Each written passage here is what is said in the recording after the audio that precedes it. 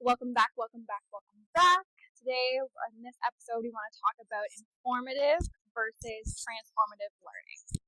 Another course won't give you the confidence, but showing up will. Let's say the thing that no one in wellness, coaching, or creative space wants to admit. The truth is, most women aren't learning because they love learning. They're learning because they're scared to be seen. A course, another certification. Another training, another I am almost ready. But the truth is that none of that is the reason why you are not showing up. You are not waiting to be ready. You're waiting to feel safe from the judgment. So the way we do this, as you probably know from the first couple of episodes that we've done, we like to ask each other questions to give you guys a little insight on our experience with this topic. So I get to ask the questions first today. Well, one question, and then we go back and forth. So my first question, Akansha. Oh my god. What did you think another certification would finally give you? Jeez, thanks, Kristy, for that amazing question. Honestly, I thought another certification is going to make me feel like I know what I'm talking about. And if some random person or online was to ask me a question, I should know all the answers because I cannot say, like, I didn't feel confident enough to be like, wait, hold on, I might not have the answer to your question, but let me go refer back to my books or my study material to find the answers, the correct answers for you. And I think that I wanted to escape the judgment, which technically at the end really doesn't matter. That's what I thought. Yeah. Another certification would do. Jeez. Looking back, learning curve. I get to ask you the question. I'm ready. What made you believe you weren't qualified enough to speak? I think massive comparison when you, especially with social media, I feel like that's a lot of like where we're going to refer back to is when we see other people doing the things that we're doing, we want to do this comparison thing. We want to be, whether it be the same language, the same kind of confidence, the same look, aesthetic. I think that is where it kind of comes from because you're watching all these other people do bold and brave things with their topics. I was watching these other people in the same line of work being in their confidence in what they were speaking to and feeling like I didn't know enough about the same topics to show up. And even though I did, and like you said, it's not about knowing everything and being an expert on all things revolving around that topic, but just having the confidence enough to say, like, this is an amazing question, and just learning from that and being okay with making, like, having the judgment, making the mistakes, but I wasn't okay with that. I kind of the same with you. Like, I was worried about the judgment, and I didn't want to make mistakes, especially online. Like, that seemed very daunting. So it's kind of like imposter syndrome. Yeah. And I know, like, what I've learned through my journey in the imposter syndrome world, imposter syndrome isn't about not knowing enough. Which I feel like everybody suffers from, especially when you're starting out. And even, actually, I shouldn't even say when you're starting out, because even now, being in my business for, I don't even know how long I've been, 3+ years, I still feel it. It's also the fear of judgment from the people that you don't know, and you're giving them the power to hold you back from what you are capable of doing and your skills, and how daunting is it to think about? Yeah, it's so true. I have another question for you. Yep. Who did you decide was more credible than you, and why? Oh my god. I don't have a particular person that I thought was credible than me. I just didn't think that there was any credibility to me. I cannot pinpoint the people because everyone's going through their own struggles and their own journey, but yeah, the reality is that I was so scared of going online, the phobia of having that presence of what are people going to say, or are they going to troll me because of my weight, the way I look, and that kind of imposter syndrome, and that not knowing your body and not being comfortable with it. I think that was much larger than anything else, or it comes to down to self-image. But then again, coming back to studies, right? I just didn't think that I know everything or I know anything, matter of fact. How am I supposed to speak? How am I supposed to say? Because studying Ayurveda, you can talk about herbs and everything, but my brain is such that I need my cue cards to remember the points to say, because I cannot limit myself to 2 minutes. I will go beyond 10 minutes. Yeah. So how do you cut that, and how do you make yourself credible, but also in the pool of that amazing talented people? Yeah. How do you stand out? Yeah. So it's kind of about not trusting yourself. It is. What were you actually afraid of happening if you showed up as you are? This is so funny that you asked this, because I feel like we had this conversation not too long ago. Being authentic, like self-expressed and authentic online, especially in your business, or let's actually just move aside from business. If it's something that you want to talk about online, whatever your niche is in social media or in business, I think it's it's a vulnerable there's like a fine line between being vulnerable and being yourself, and then also protecting like privacy. I think that's kind of the biggest thing, is when you go on, because then it's like it is about judgment. But it comes back to trusting yourself and trusting who you're energetically matching with. Yeah, but it's hard. It is hard. It is hard. But when you and I talk about this all the time, going in with the intention to just to be seen just for the sake of being seen, I feel like that lands flat. And then that's when that energy goes through, and that's when you start to get the haters or the trolls and stuff like that. But when you go into it and you're like, I have something to share, and I know that it's going to land with the right people, and trusting yourself and trusting your voice, then that's the shift that I had to make. People say, like, don't give those people power, but it's a practice. It's a practice, especially when you start showing up. It definitely is. Like, I feel like I get criticism not from strangers online, but the people that I know. And I've heard people as much as say, like, oh, it's funny content, where I've put my heart and soul into it. Yeah. And that in that moment, it just feels like your confidence is shattering down, but then the voice inside of your brain and your heart kind of pulls back and says, well, it's okay, because you might not like it, but 20 other people are liking it. So, like, I'm sure that I'm doing something, and it's trusting yourself in that process. And as you said, it's a practice. Like, it definitely is a practice that you have to go through.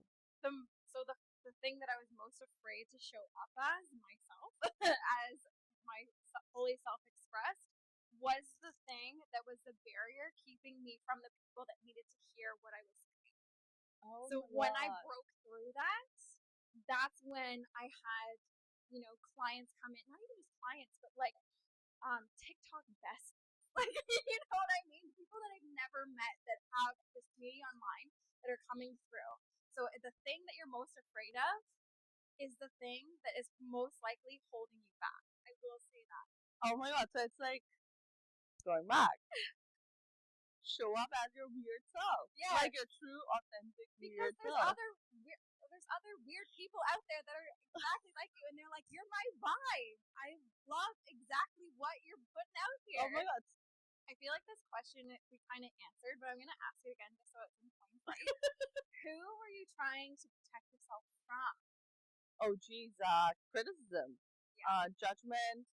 I think also myself, because I wasn't ready to accept the version of who I am fully, and I was trying to fit in molds and change myself into what the world wants to see, but not who Akansha wants to show up as. So, if anything, I think my biggest, it's as cliche as it sounds, I think myself. It's true though. Like, we are our biggest critic. Yes. And that's where sometimes I think that confidence, people say, oh, you need to have confidence when you come in, but I don't think confidence is the prerequisite. I think No. action is. Because as you bring that action component in, the confidence builds. But you have to start, even if you don't feel ready. Yes. Because like confidence is the byproduct. Choosing and deciding to show up, even if there are 10 people who are saying that I'm not good, there will be 20 people that will be saying that I'm good. And it's not about delusion. It's about you having faith and trust in yourself. I think that's very important. Yeah. What version of you felt safer? The student or the leader? Oh, definitely the student. Yeah, because you were being led. But I say that I say that now but I said that before. I will say now, like, I love stepping into that leadership role because what we just talked about, I've taken the action as the student and translated that to help my students, my clients. Yes. But it is so much more, it feels so much more safe to be a student than it does a leader, 110%. But it's so sad because I feel like you could still be leading and still, like, we're still a student of life. Lifelong student. Simultaneously, you are a student and you can be a leader at the same time. Yes. It feels safer to be a student, but once you take that action, it feels very safe to step into that leadership role and guide the other people. Not that they're below you, not because they don't know enough, but to create the safe space. Okay, so this one I think is going to be really helpful to our listeners. So I'm excited for you. Okay. So, what did you only learn once you actually started? That it's all in my head. So this is like taking away from like I have to get the next certification. I have to go to the next course. 100%. This is when you finally took what you learned in the course and started putting it into action. Yes, and this journey happened very recently. As I was sharing with you yesterday, that I like I shared with you that I'm going to continue with my course for the next 2 years. But before that, my whole thought process was, I don't know if I want to, if it's worth my time or anything. And I really had to sit down and evaluate the pros and cons. And it wasn't because I want to be a student of this particular program for the life where I'm hiding behind. It's sometimes you really need to evaluate, is this course going to help me or is this an escapism from the reality? Wow. And I'm putting myself like just putting things on my plate so I don't have to deal with the situation. So there's a lot of play in this because I remember in the past, like, I would just do course even on Udemy, just so that I don't have that free time. Wow. Because I didn't know what to do in my free time, especially like when I moved to Muskoka. Right. I had no personal life. I was just doing course upon course because I had no idea of how to handle my emotions, how to deal with social media, how to kill my time. Entertainment for me was education and another course, another certification, and that translated into imposter syndrome too, because then I started feeling that, wait a second, I have learned so much, but I don't remember anything. Yeah. But your brain only remembers what it needs to remember. Yes. So it's not about course or course after course after course. It's about taking a pause and choosing what the priority is in that moment. And the imposter syndrome, like, for me, was so big, so huge, and I've made a reel on my page too about it on Instagram. But what helped me go through it was going online, creating videos. Didn't matter if I was uncomfortable in that moment. It was deciding to show up, even if no one's watching. And the other thing is that numbers are not going to decide my worth. That is so good. Oh my gosh, that is so good. Thank you for sharing that. I feel like that's going to resonate with a lot of people. Where did real confidence come from?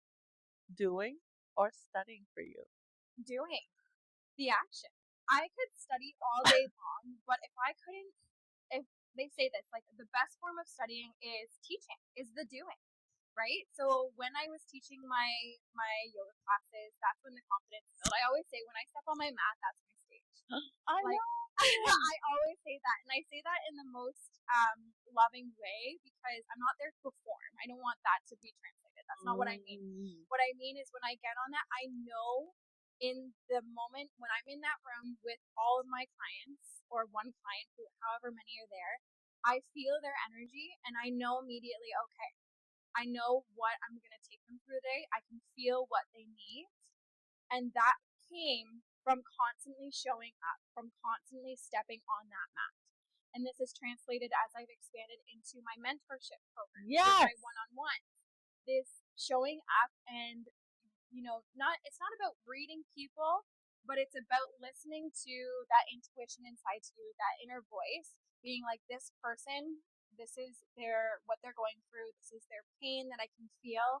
This is they're going through, like, life, understanding patterns and understanding, the human kind of nature that allows me, after practice, it allows me to show up in these ways and hold space for these people. And that's when they can take what they learned from me and what I have given them to make that transformation in their own lives. So doing 110%. You can't, I feel like you can, like you said, we've been saying the whole podcast, you can study all day long, but until you take those study notes and those ideas and put them into practice, you just know a bunch of stuff. Doing 110%. Okay, so this reminds me, I was watching, I don't know who it was. I'm so bad with names.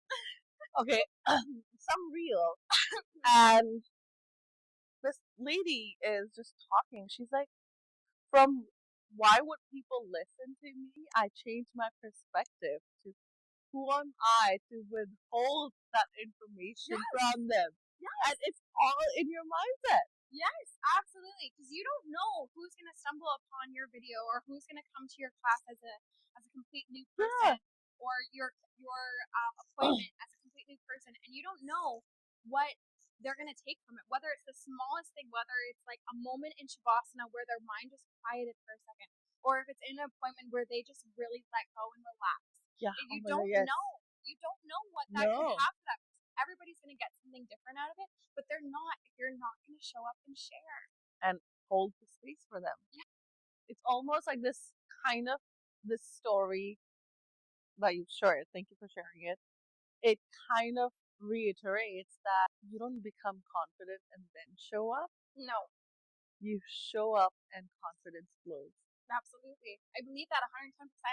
My question to you then is, who might feel uncomfortable if you actually step into your voice? I don't think so. It's about who might feel uncomfortable. It's about, do you feel comfortable? Because people will judge, like this. There's a saying, people have problems even with God. And you're just a human. So, and that learning has changed my perspective so much that literally when the thought comes into my head, like, oh, I'm afraid of judgment, my own self wants to get out, slap me, and tell myself, shut the fuck up. I think that has been a learning curve for me, where I don't care if you're uncomfortable with the truth that I'm sharing. I'm going to share it because truth and knowledge is not comfortable.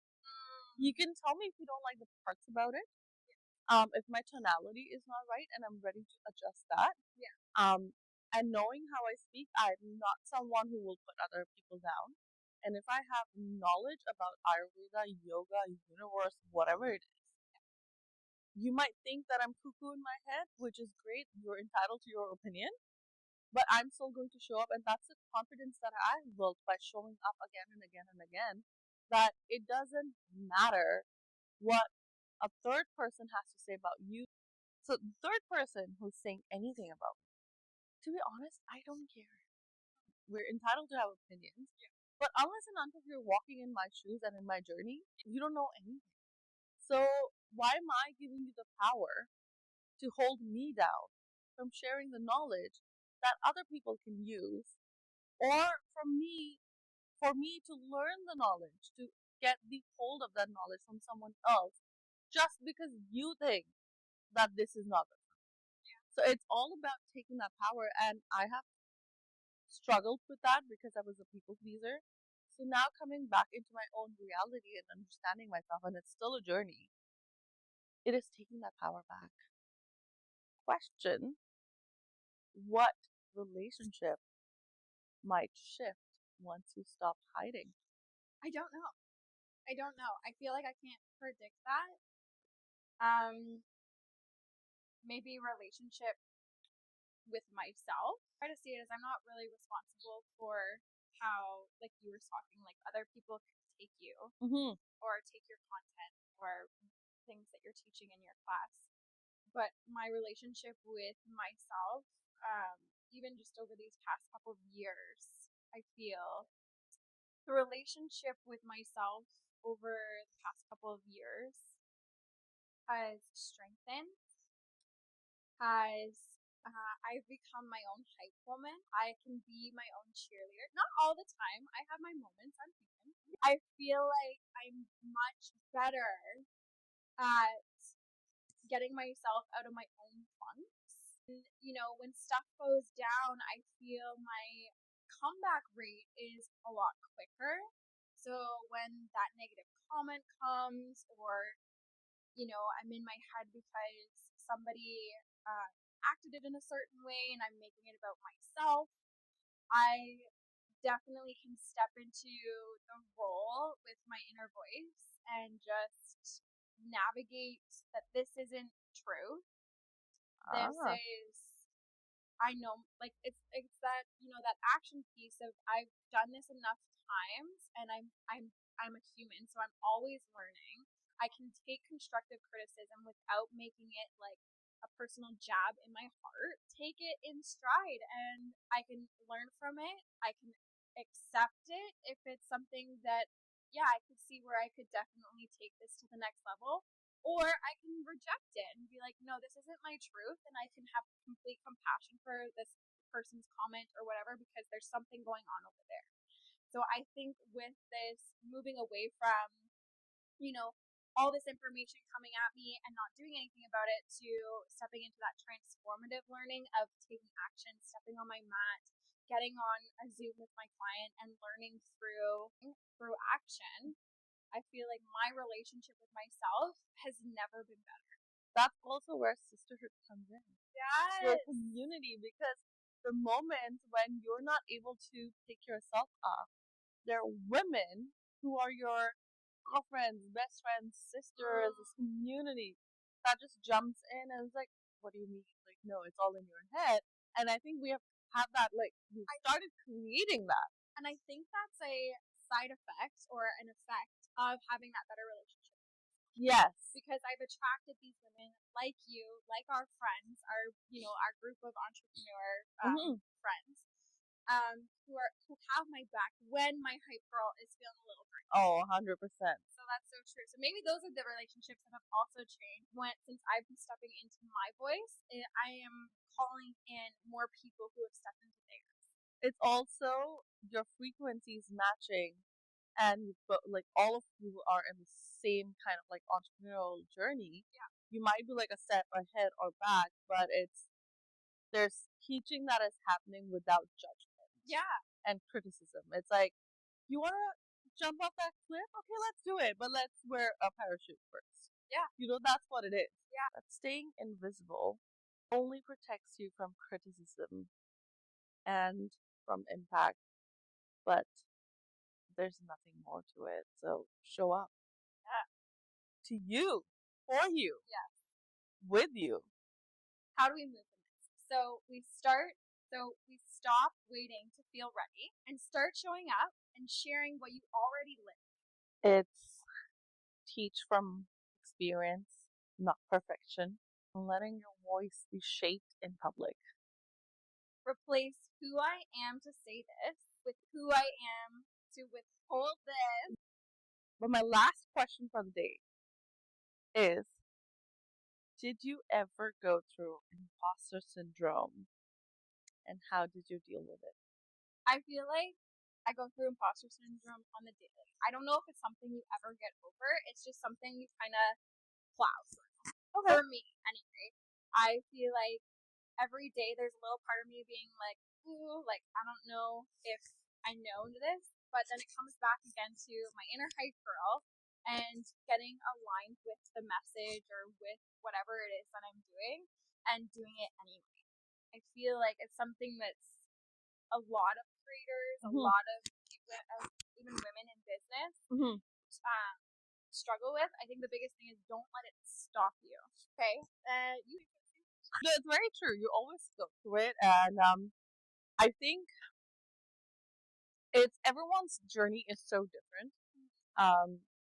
I was for the longest time I didn't even know it was imposter syndrome, Right. Until I pinpointed it and I kind of talked to myself about it. As crazy as it sounds, but I was able to pinpoint and I was able to work on it, on how to show up, how to feel confident, how to avoid that. So I think showing up. There was a period when I was making reels every day and exhausting myself. Right. And I was editing, I was making reels, I had people, and it was only to build my confidence, not just the visibility of the spa. Right. But it was to build that confidence because, again, you can judge it, but it's also important for me to be comfortable. Yeah.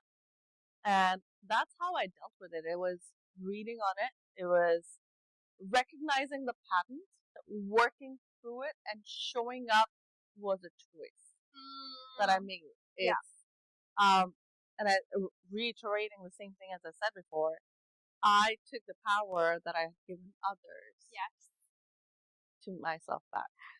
So in all of this, the whole episode has taught me one thing. Another course will not make you braver. Another training will not quiet the voice that says, who do you think you are? Another certificate will not make you visible. The only thing that will change that voice is showing up anyway. You aren't here to stay a student forever. You're here to contribute. And the world doesn't need the perfect version of you. It needs a present one.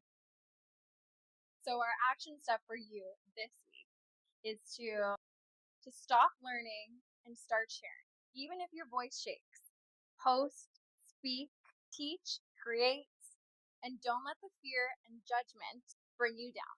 And if this episode called you out, send it to the woman who's still hiding behind another course. This is your SDFU moment. Yeah. Not because you're unprepared, but because you're done waiting.